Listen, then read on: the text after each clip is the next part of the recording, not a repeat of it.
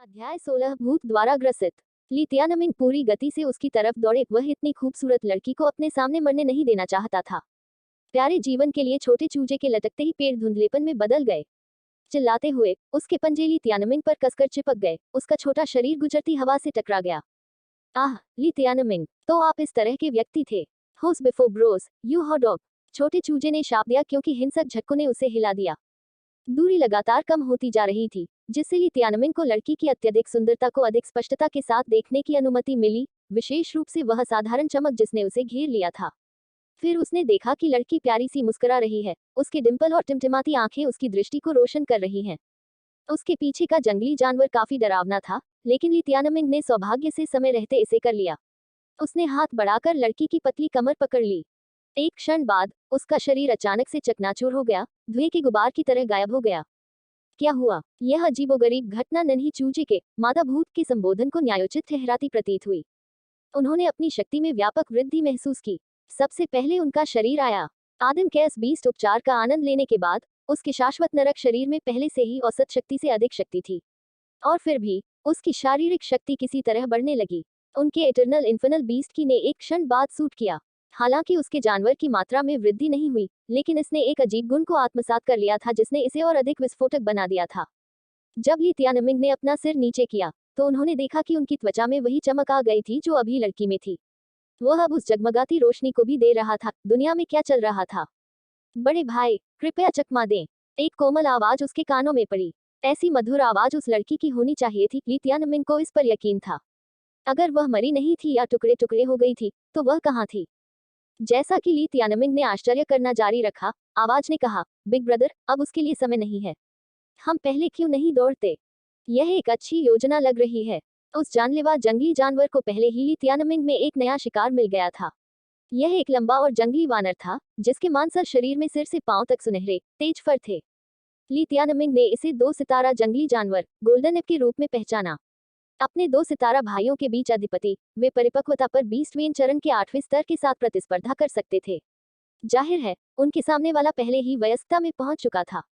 Wild beasts और life bound beasts के लिए स्टार रेटिंग समान थी, लेकिन लाइफ बाउंड बीस्ट्स के लिए यह मुख्य रूप से उनकी क्षमता द्वारा निर्धारित किया गया था, वाइल्ड बीस्ट्स के विपरीत जहां उनकी ताकत ने इसे निर्धारित किया था।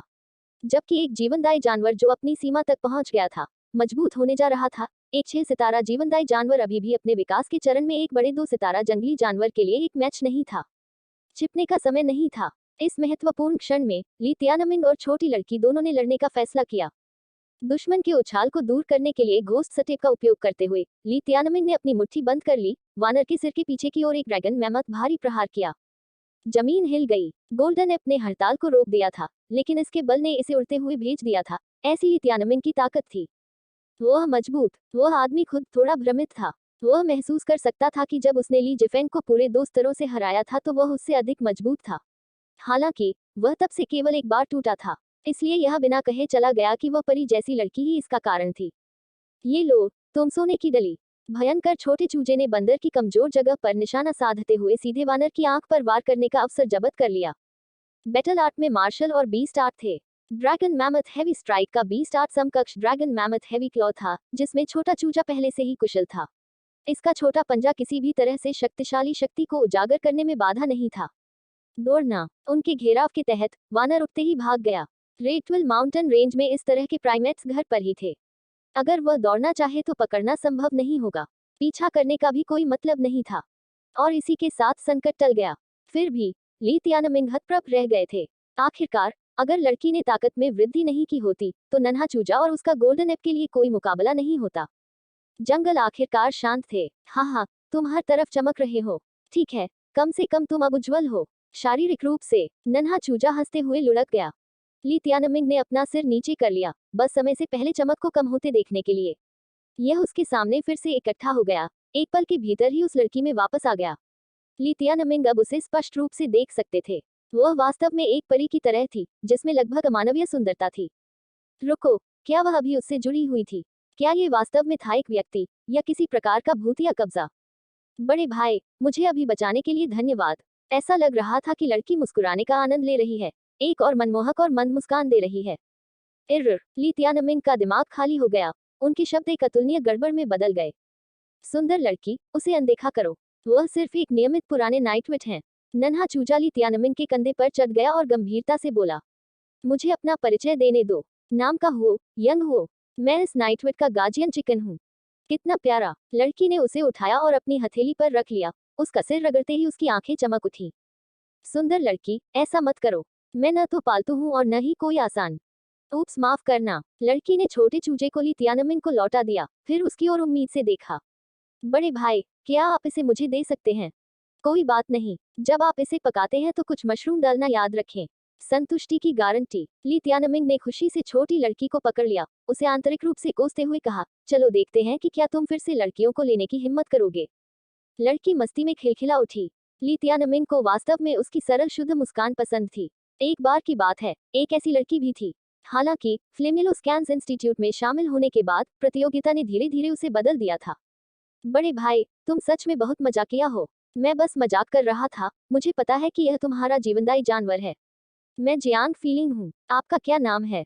आह, उसका नाम ईमानदारी से थोड़े, वास्तव में बहुत गूंगा है। उसे ली तियानमिंग कहा जाता है, तियानमिंग, जिसका अर्थ है भाग्य। नन्हा चूजा कट गया। Big brother Tianming. लड़की फिर से मुस्कुराए। एक प्यारी सी नन्ही लड़की के स्वभाव से स्पष्ट रूप से चकित थी। लिल बहन लिंगर, तुम काफी सुंदर हो। बेशर्म नन्हा चूजा जारी रहा। धन्यवाद बड़े भाई। यंग हुओ। छोटी बहन लिंग र, तुम्हारा जीवनदायी जानवर कहाँ है?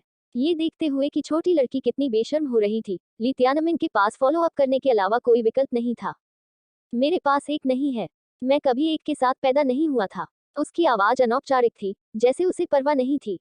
ली तियानमिंग ने महसूस किया कि वह एक सामान्य व्यक्ति की तरह लग रही थी, जिसमें कोई जानवर नहीं था। यदि आपके पास एक जीवित पशु नहीं होता, तो आप साधना नहीं कर सकते थे। तुम नहीं करते। फिर अभी, यद्यपि मेरे पास एक जीवनदायी जानवर नहीं है, मेरे पास कुछ विशेष क्षमताएं हैं। ये रहस्य हैं, लेकिन परिचित होने का यह अजीब एहसास है, जैसे हम एक दूसरे को वर्षों से जानते हैं, जो मुझे आप पर भरोसा करता है। उसने ली तियानमिंग को सरलता से देखा। आपको भी वह एहसास है? ली तियानमिंग का दिल कांप उठा। क्यों? जितना अधिक वह उसके साथ बात करता था, जितना अधिक वह उसकी गंध में सांस लेता था, उतनी ही सहजता और अपनेपन की भावना बढ़ती जाती थी। उसे लगा जैसे वे एक दूसरे को हमेशा के लिए जानते हैं, लेकिन वह शपथ ले सकता था कि वे पहले कभी नहीं मिले थे। मुझे भी अजीब लगता है। मेरा आध्यात्मिक लगाव अभी अभी मेरे जीवन में पहली बार पूर्ण तालमेल पर पहुंचा है।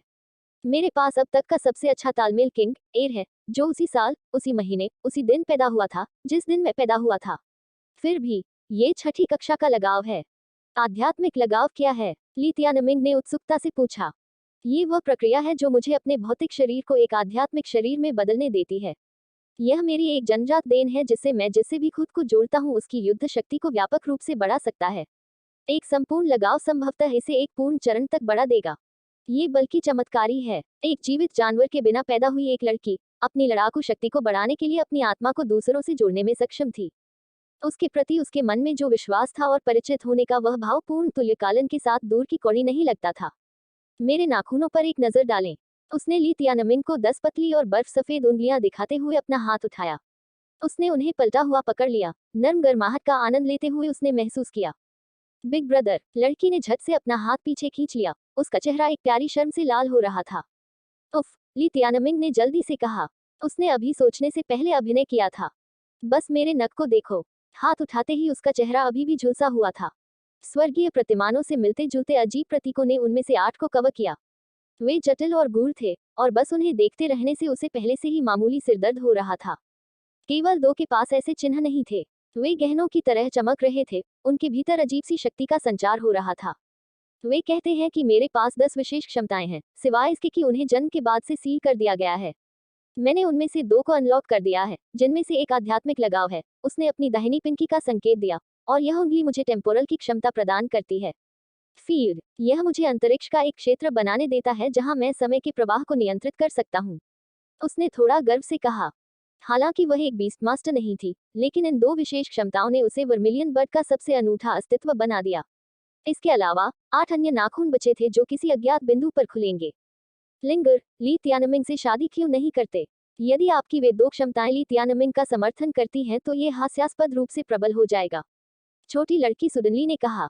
यह एक अच्छा विचार नहीं होगा, है ना? हम अभी मिले, लड़की ने हड़बड़ाते हुए जवाब दिया। इसे नजरअंदाज करो। युवावस्था से ही इसका उचित आहार नहीं है, इसलिए इसके मस्तिष्क में कुछ कमियां हैं। इसे स्पष्ट रूप से रखना, ये हल्का मंद है। इसे और अधिक सहन करने में असमर्थ ली तियानमिंग ने चूजे को जीवनदायी स्थान में वापस फेंक दिया, जिससे उसे अब बकवास करने से रोका जा सके। ली तियानमिंग, यू ट्रे टू। अपना श्राप पूरा करने से पहले छोटा चूजा गायब हो गया और एक बार फिर शांति लौट आई।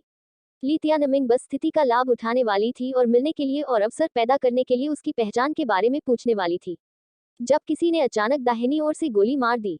ली तियानमिंग को दूर धकेलते हुए नवागंतुक दोनों के बीच खड़ा हो गया। उसने अपने शब्दों को छोटा कर दिया। तुम कौन हो, बदमाश? तुम्हारी हिम्मत कैसे हुई लिंग र का अनादर करने की?